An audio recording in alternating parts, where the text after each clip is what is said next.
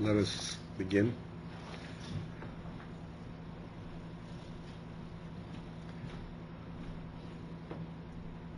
We're closing in, as you know, towards Rosh Hashanah and towards the end of all the parshas of the Torah.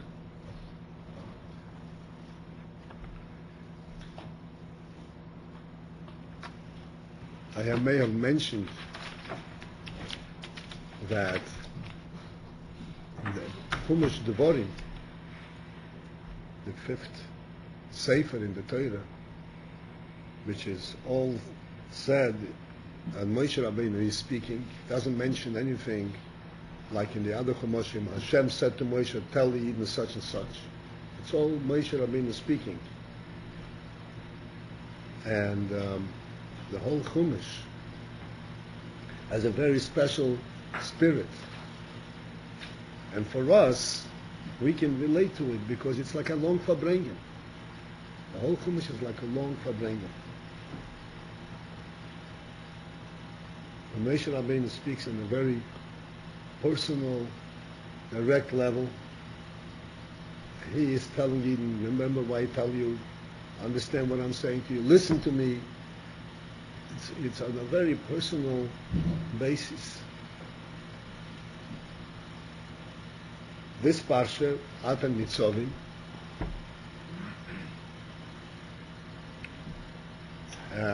has a very special spirit in it. This is the parsha that we always read the Shabbos before Rosh Hashanah. This year, this parsha is joined together with Parshas Vayelech.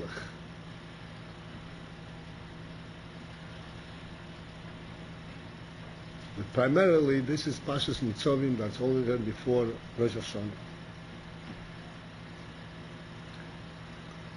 I'm assuming that you all learned the Parshas of the day, the Chumash, the Kitas.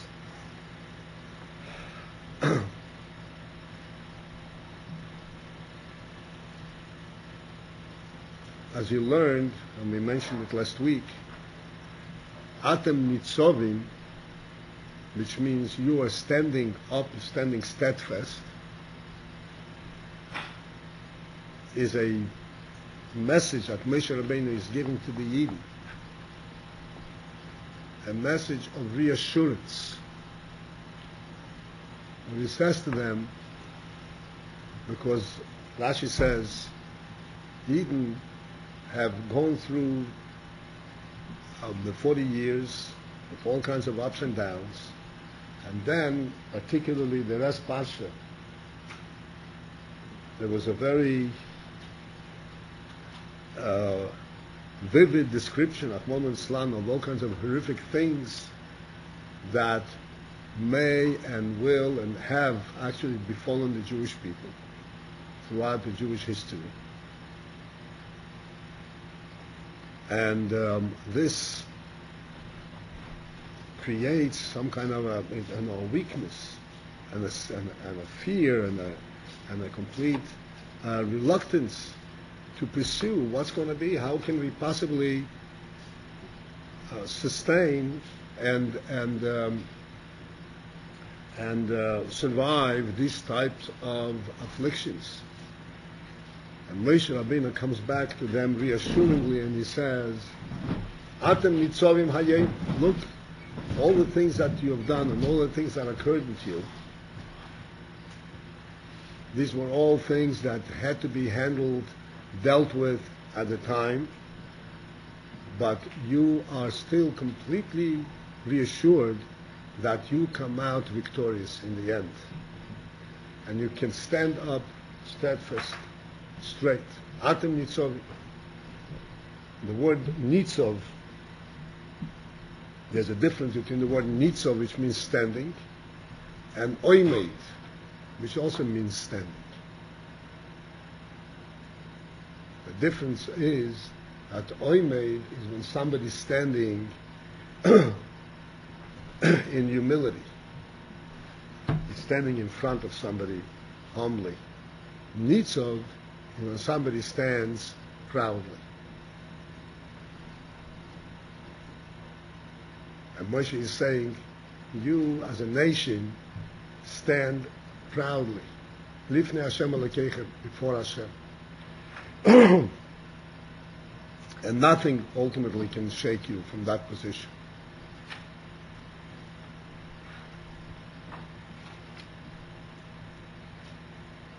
Then, further down in the Parsha, Moshe Rabbeinu says to the Yidden, and he says to them, he says, recognize, pay attention. I am proposing before you today two possibilities.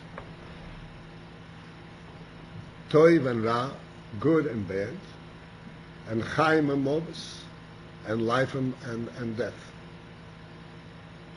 And both of these groups are really related to one another. Good results in life, and bad results in death. You should understand, Moshe says, that the two pathways that I'm proposing for you represent exactly this. And therefore I'm urging you,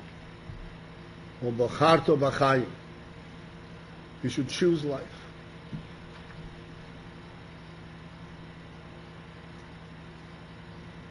So this is a little bit odd. Rashi comments on this. The Rebbe speaks about this. If the differences between these two paths are so blatant, so obvious, who needs to be encouraged to be told, choose life over death? That is, it's not even a choice. It's not even an option.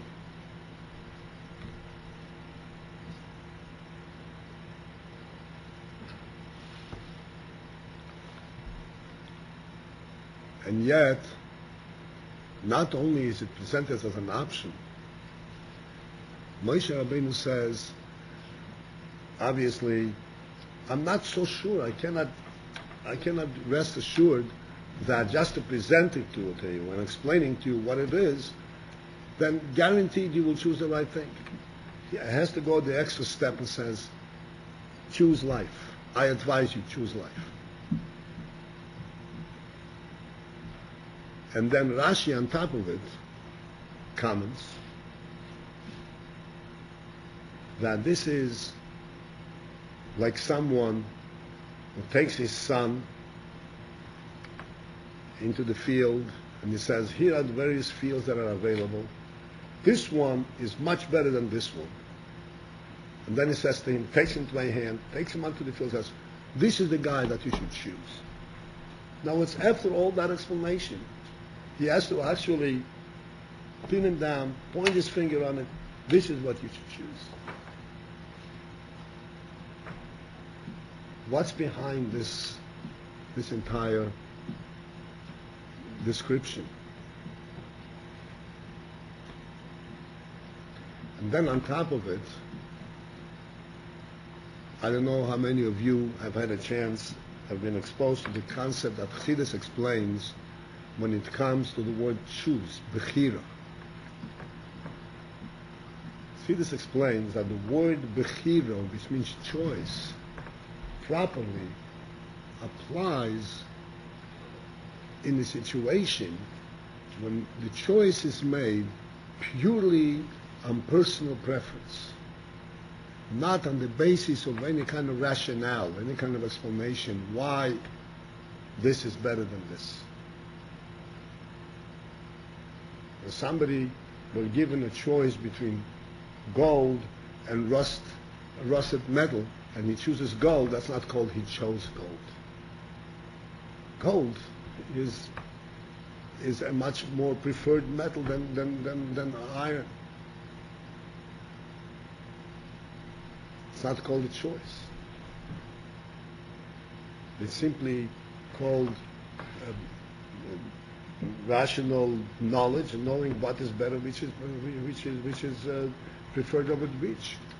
When you say choice, that is has a very, very specific meaning. And it applies, to, as I said, to extremely focused, a personal choice. The reason I'm choosing it is because I personally choose it. I cannot even explain to you why I chose this over this. That's called choice.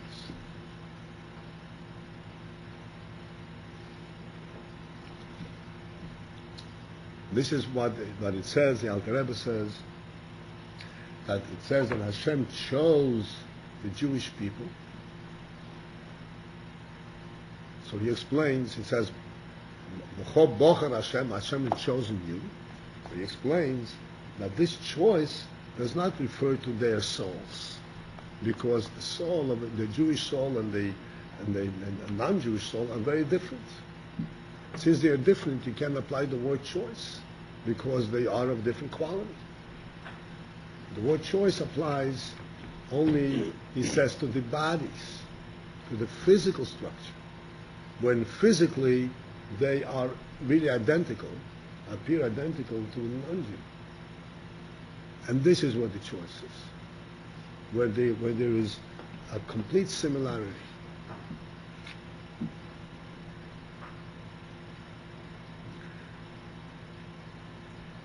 So apparently, these two pathways that Moshe Rabbeinu is proposing are really challenging each other. And it could be that it's not a clear choice. It's not a rationalized choice. It's a choice that you make, that you choose, rather than saying, oh, there's no comparison, they're different. What is Moshe Rabbeinu speaking about? When he puts it so simply, and yet he says you have to choose. And I can't trust your own choice, I have to advise you how to choose.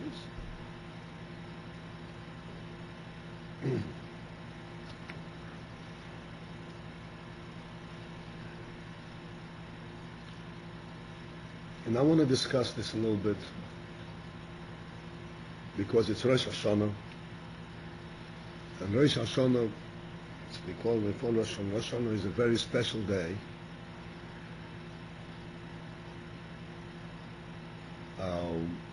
Perhaps we'll discuss it a little bit, but you all know it's a special day. It's a day where, in effect, we ask Hashem to rule over us, to be king. The principle behind this is that, in fact, when we talk in terms of a person's life and experience in this world, it is these two paths are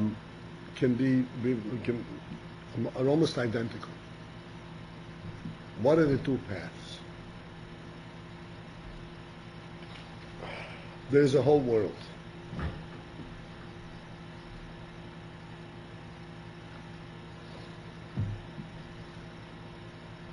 Everything that a person needs to survive ultimately exists in the physical world.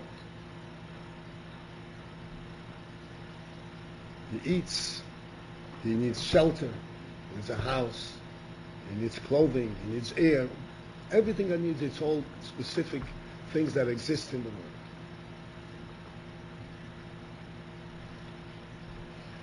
We spoke the other day about food. When a person eats, he picks up an apple and eats. This apple grew on a physical tree.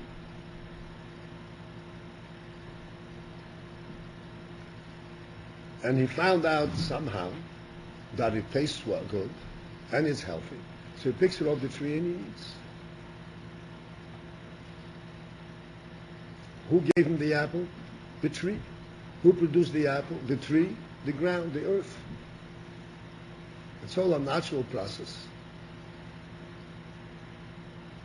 There is no mention, there's no recognition, no allusion at all to a godly presence. Where is God coming? It's all a physical, worldly cycle.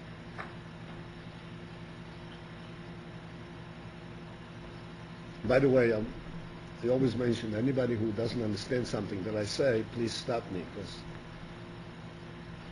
I'm not speaking to this guy. I'm speaking to the people around, not to the microphone. So we explained that before we eat the apple, we make a bracha. And making a bracha means that we are saying, not as it appears that we're eating the apple from the tree. We don't thank the tree for the apple. We're saying we're eating an apple because Hashem has prepared the apple for us to eat.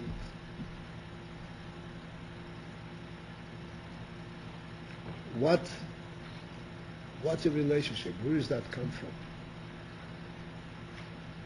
After all, the apple exists and it did grow on the tree. Undeniably. Everybody knows that. As a matter of fact, the bracha itself says, Boire pri ha'etz. He created the fruit on the tree. Why do we involve Hashem in this?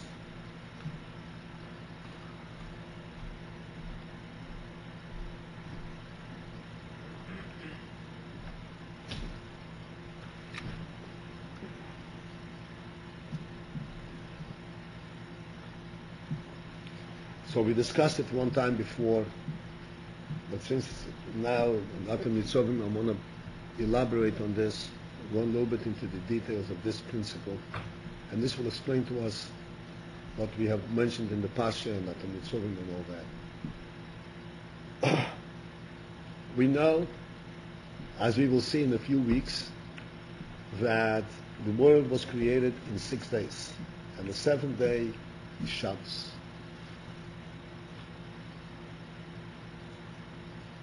Adam Horishein, the human being, was created on the second half of the 6th day. The very last thing. After everything else was created. Which means that for 5.5 days, there was a whole world. Everything was fully developed. There was no human being. A world without a human being. The apple tree produces apples. What happens to these apples? They fall and rot. And the whole cycle is totally meaningless and insignificant. Everything is doing its own thing.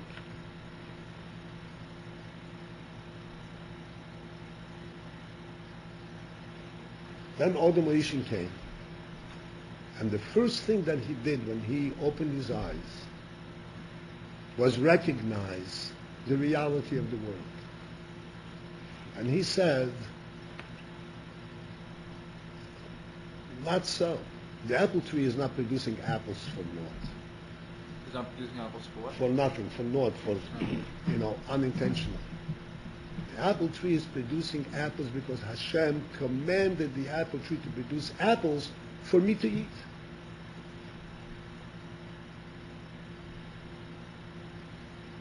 That's what happened.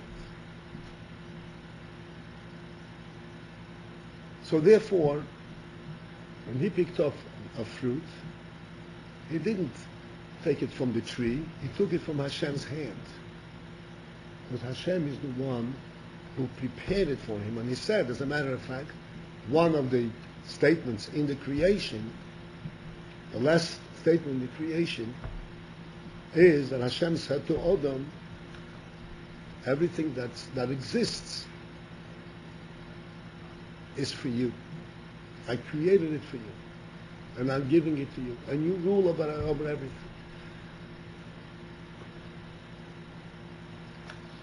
So now, Adam Horishein and us in aftermath We have two options. We have two paths. And the difference between them is not so clearly distinguishable. One is to eat an apple from a tree,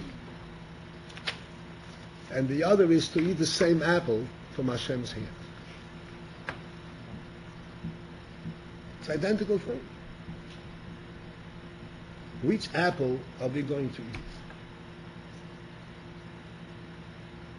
What difference does it make? What's so significant? Why are we? What does it mean to us?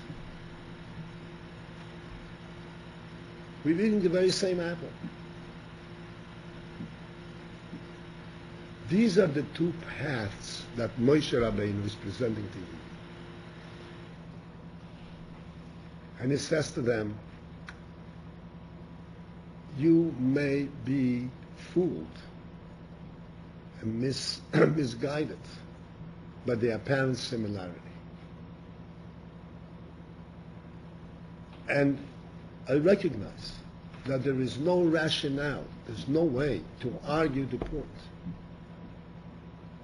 rationally, so to speak. No, don't eat the apple from the tree, the apple from Hashem's hand. What's the difference? I'm eating it.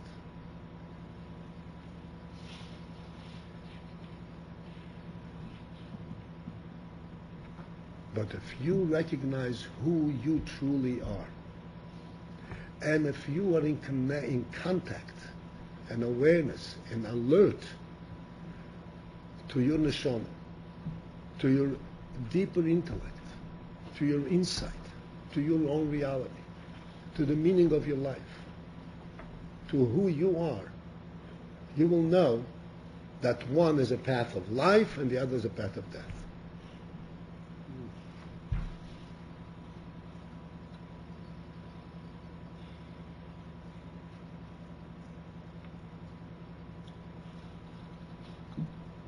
You can eat the apple, and apparently you do survive and you live, but the life itself is not real life.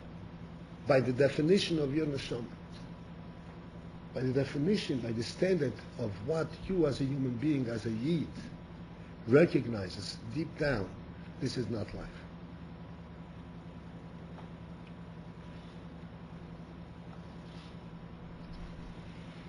Life has to be related to the source of life. If I can go and pick an apple from the tree, and the tree didn't intend it for me, I'm just an intruder, so to speak, in the natural process. I steal the apple from the tree and I eat it. That's a human being. That's how a human being is supposed to live.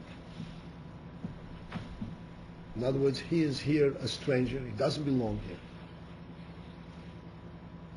He just uses his craft and his smarts to outsmart the entire creation, to outsmart all the natural forces, and to get things to his benefit. That's what a human being is.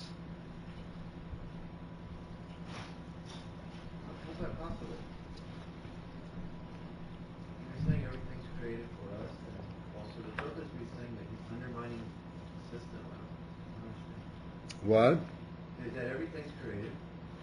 First the earth or ours. You give this example, he's undermining the system. No, you misunderstand the gist of what I'm saying. It's the two attitudes. If you don't recognize, if you don't relate to the fact that it was created for us, if you come from a natural viewpoint, this is exactly what happens. What is the naturalist? What is the natural world? What does the scientist tell you? The apple tree is growing apples and couldn't care less what happens. Had absolutely no intention to feed anyone. How come it creates apples? That's its natural thing. As a matter of fact, their rationale, putting it, so to speak, in their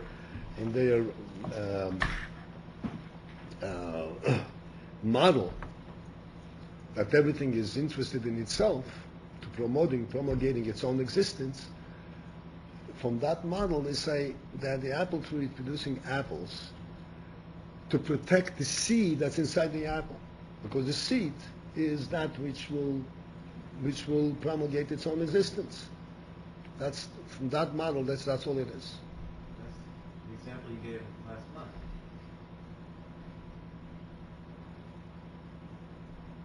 So I said, I mean, you spoke about it, but now I'm going to bring it into this. This is important. No, I just have a question. This idea that the two paths that are similar, apparently, like eating the apple from the tree or eating it from God. Yeah. This idea is very interesting, but I'm not completely understanding it. Like, I still don't relate, so didn't understand the point. You can like elaborate. This is why Moshe Rabbeinu says this is a bechira. This is not. You can't really argue the point. You can't really argue the point. In other words, you're choosing one over the other. Goes much deeper than your rational thinking. Because in fact, really, practically speaking, it doesn't make any difference. Give you another illustration of the similar thing, which will probably bring it home a little more clearly.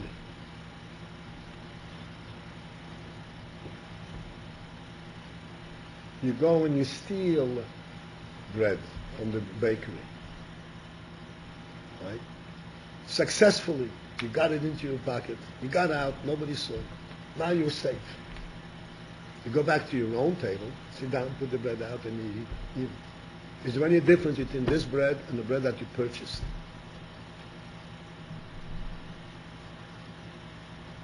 Is there any difference between this bread and the bread that you buy normally, like a human being buys? There's no difference. And yet, to every human being, not only to every human being would be sensitive and say, that's not the same. It's not the same. It's the difference between eating bread and eating my bread.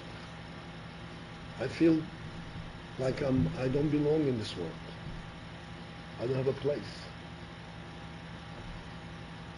It's not for real. Even though physically speaking it's identical.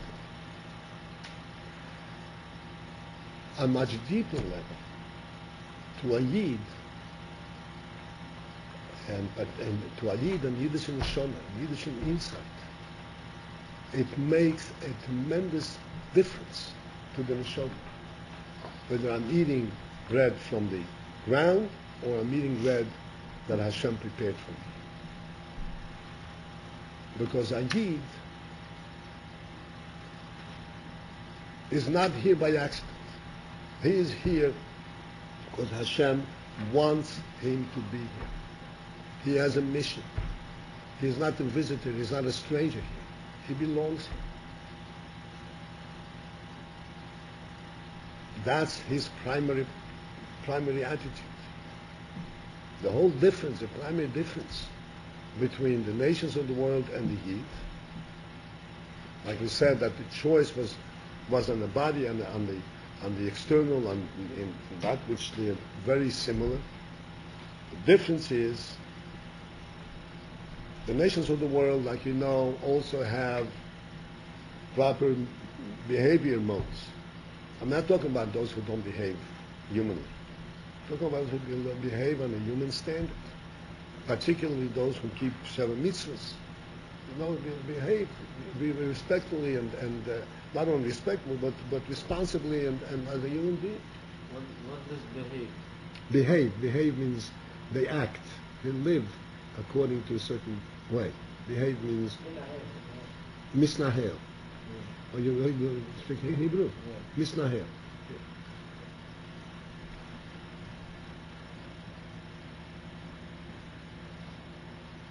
So, even though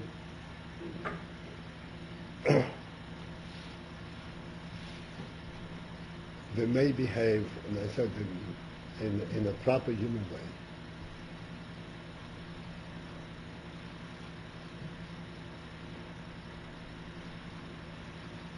To a Yid, what is a Yid? A Yid is not just that his behavior is different than that of non-Jew. His behavior is not just the behavior is different.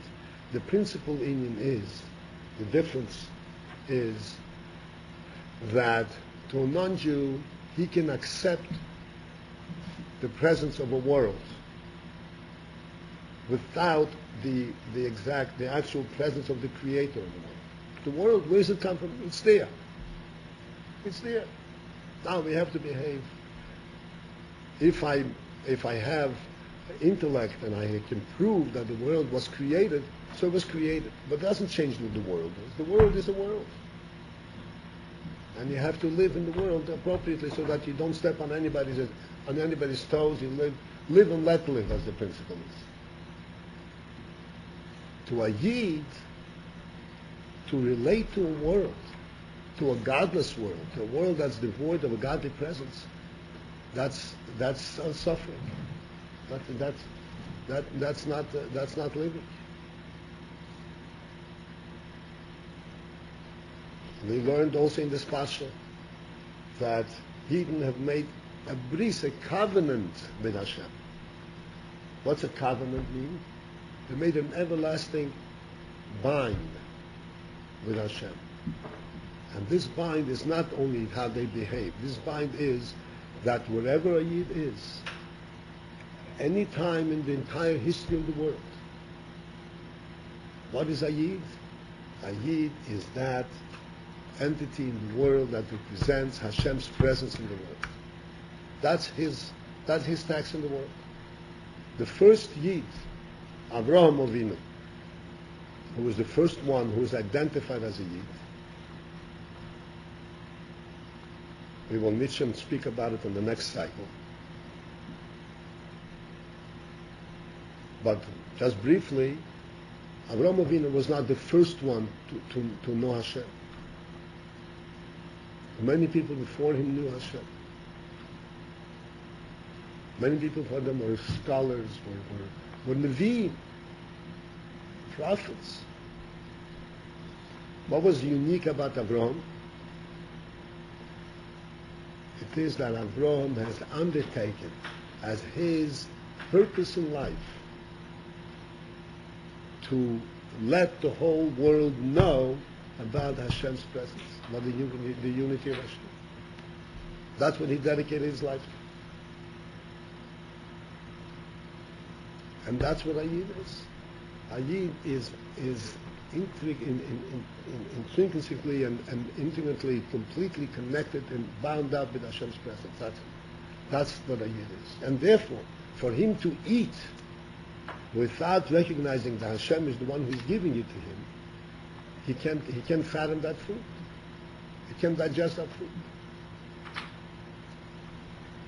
This is what is symbolized by the fact that before we eat, we make a bracha.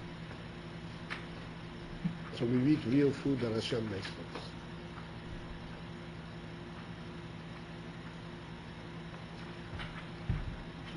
This explains, gives us at least an insight, an understanding.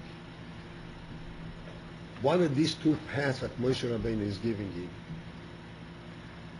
and why this is called Bechira, choice, and why this needs a special encouragement on the part of Moshe to tell Eden, make sure you make the right choice.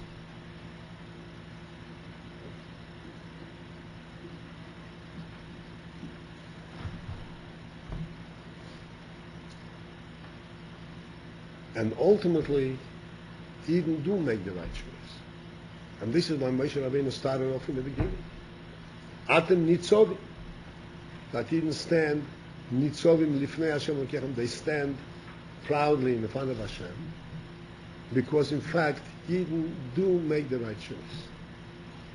Why? Because they are what they are. They have this neshama. And if a Yid, Chas v'sholem, temporarily makes the wrong choice, his own self, his own conscience, his own true insight is going to demand that he find a different meaning to life and ultimately come back. This is also what Moshe Rabbeinu says in the Pash, that ultimately all Yidden will do tshuva. There's no way that they will not. Because tshuva represents their true being.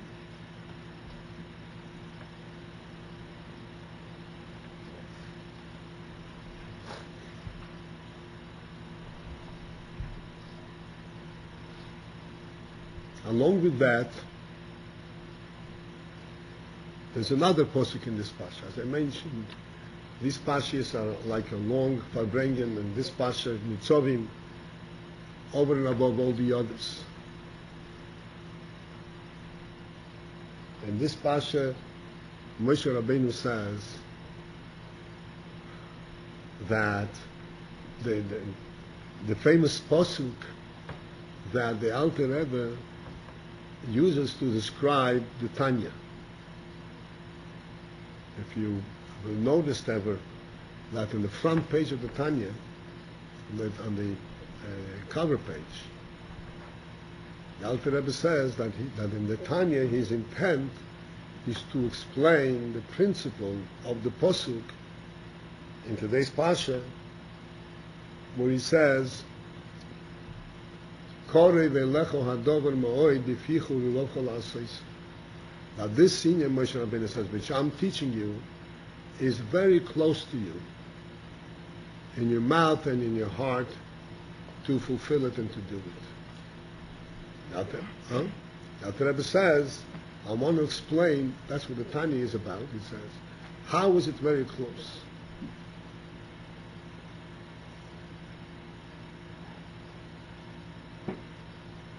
And again, in this context, Moshe Rabbeinu says the similar inyan, but from a different angle.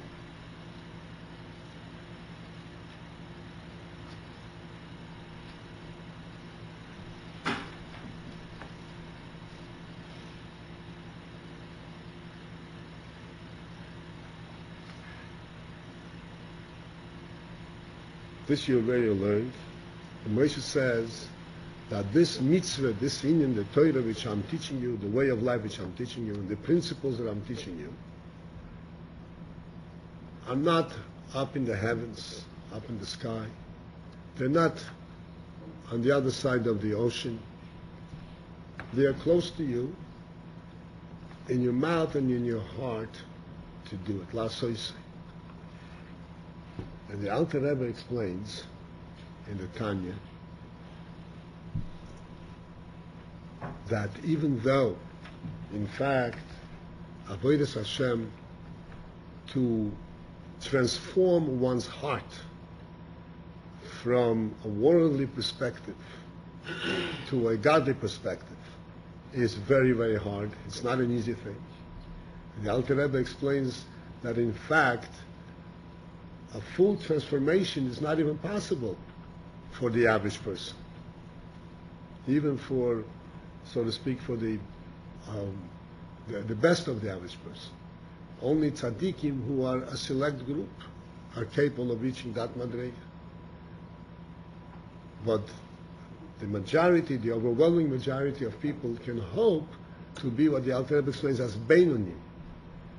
And there is no transformation. It's not an easy thing at all.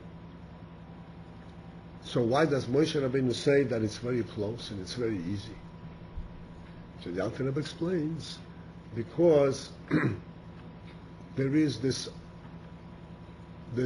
other path, and it's called Befichu B'Vovcha La'asosei. In your mouth and in your heart to do. In other words, if we take it verbatim, it means that even though you're not up to it and you don't really feel it, you don't really understand it, but to do what I tell you to do is very easy.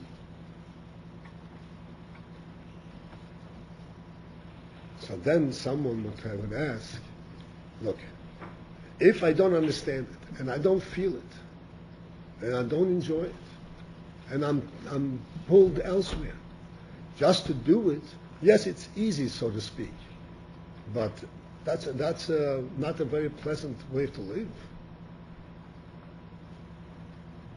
And where is the truth? Where am I involved in this?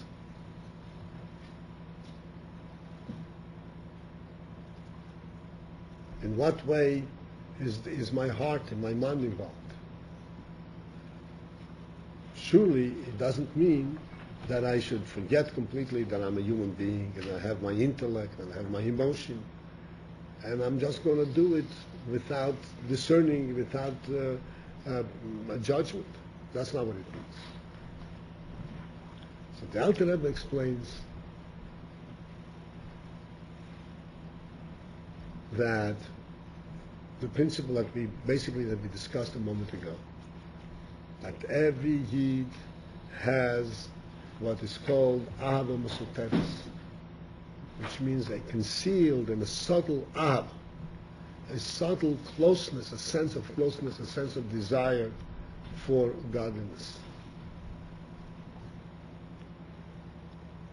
And because of that sense of desire for godliness, every Yid, when he does a mitzvah, even if he does it, it seems to him he's just doing it because I was told to do it perfunctorily, he's doing it externally.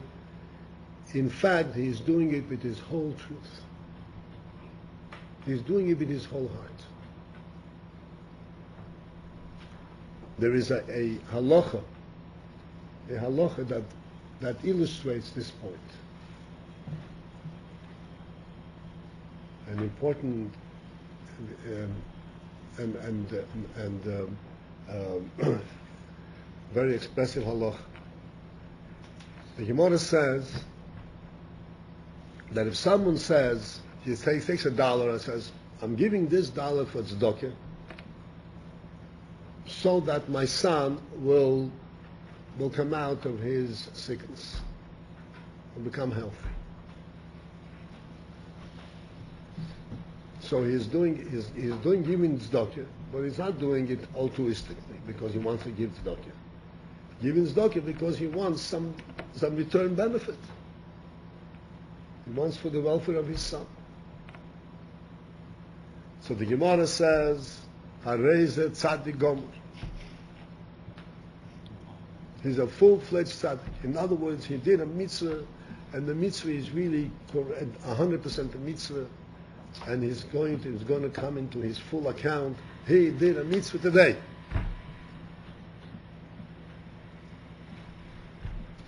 So the question is, after all, he did do it for altruistic and personal reasons. So this question is asked in the Gemara itself. In other words, this is a nigla. This is not chassidus. This is nigla. A Tosfos asks this question: how come he's tzaddik gomer? How can you call him tzaddik gomer? He's not doing it altruistically. And Tosfos answers, very insightful thing. Says that when a Yid takes this dollar and gives it to tzedakah, and he says, Al manas, so that my son will survive, will be well, it does not mean that if, God forbid, his son does not survive, he regrets giving the tzedakah. He will never regret having given the tzedakah, no matter what happens. So even though at the time when he's giving it, there's a reason, there's something that's pushing him to do it, but that reason does not capture the mitzvah. The mitzvah he is doing because he recognizes that this is the right thing to do. That this is Hashem's, he's doing a mitzvah because Hashem wants him to do it. And he wants to do what Hashem wants him to do. And therefore, that's what he says, even if his son does not survive, God forbid, from the sickness, he will not regret having given the tzedakah.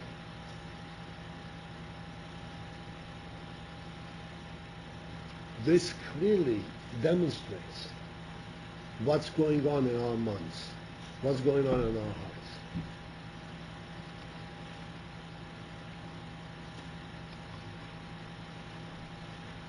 Very often,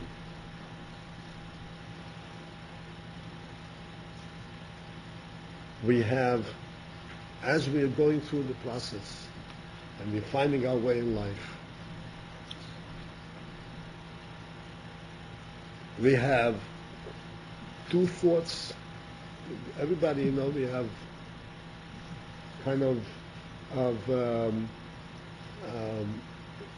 wavering. And what happens many times, that a person has a very clear view, no, Yiddishkeit, this is what I really want, this is the real thing.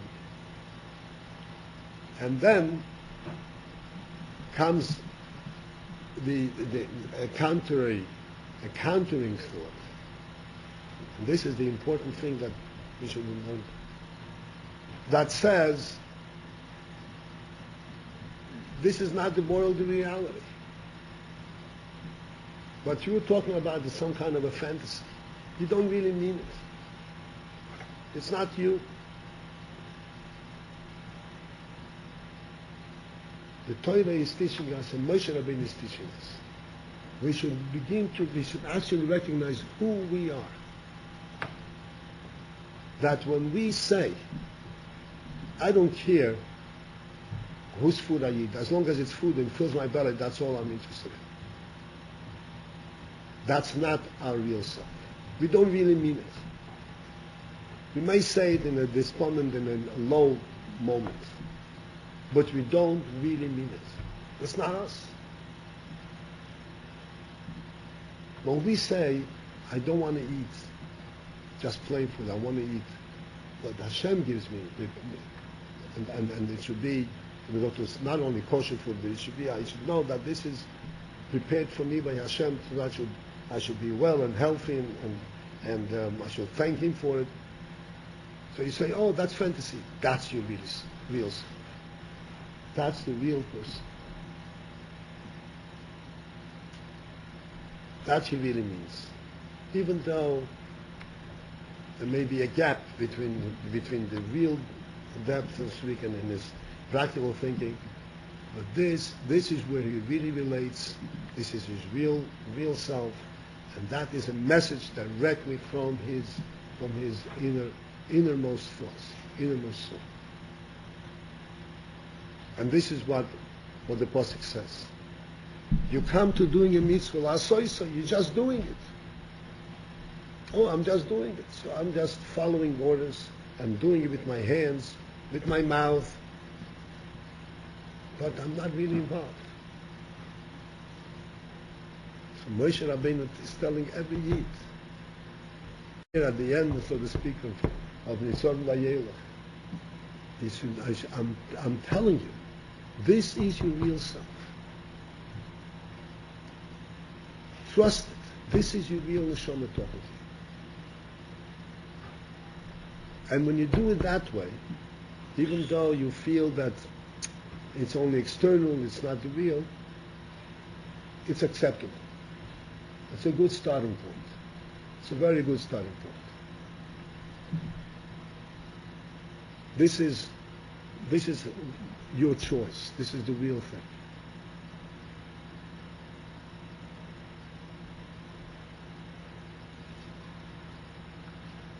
When you come, Mitzvah Shem, Rosh Hashanah, hopefully we'll have a chance again next week maybe, but it's always appropriate as we're preparing. Rosh Hashanah, in fact, is the day that every Yid resolves, make this resolution in his own mind, that this is exactly what he wants. Give him all the riches and all the success in the world. If it is not relating him to Hashem, he doesn't want it. his first choice, primary choice, is his recognition and his complete awareness that he is living in Hashem's world and he is following Hashem's path. And then, of course, he's also asking that Hashem should bless him with success and health and all the good things in life. There's no question about it.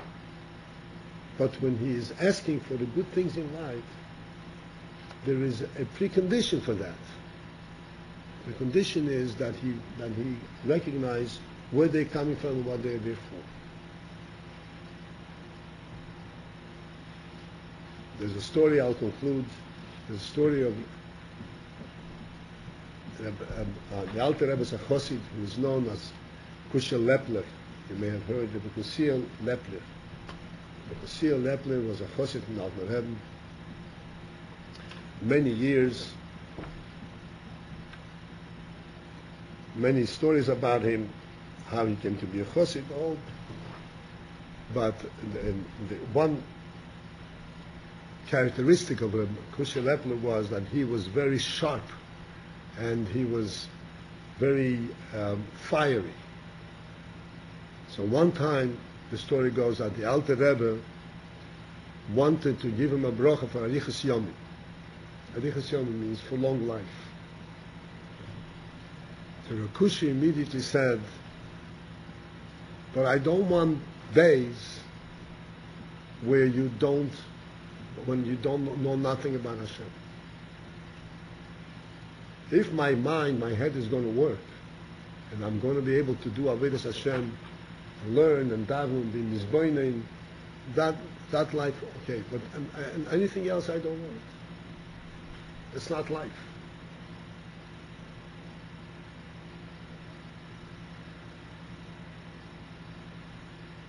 To us,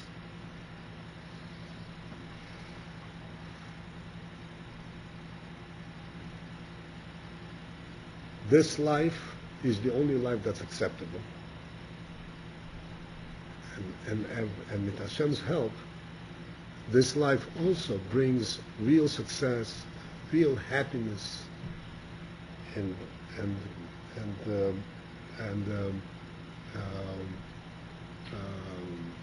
endless good and endless blessing. So the Rebbe should help each one of us here that we should make the right bechira. Remember, it's not a simple thing.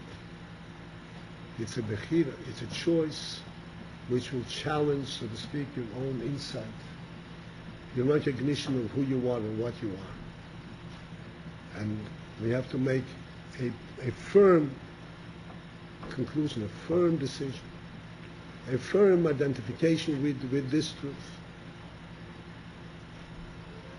Once that firm identification with this truth is made, then the mind and the heart open up, and all of a sudden, what we learn makes more sense. What we daven becomes warmer, and what we need to do, we do with greater enthusiasm. Everything changes. And we should help. We should have the proper hachonas, preparation for Rosh Hashanah, and we should receive Rosh Hashanah, receive the Malchus Shamayim with real dedication, and then we should have a freilich and a successful and a happy year.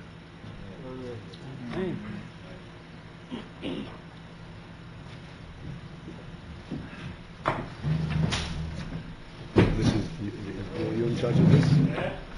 Moshe Menachem Toy.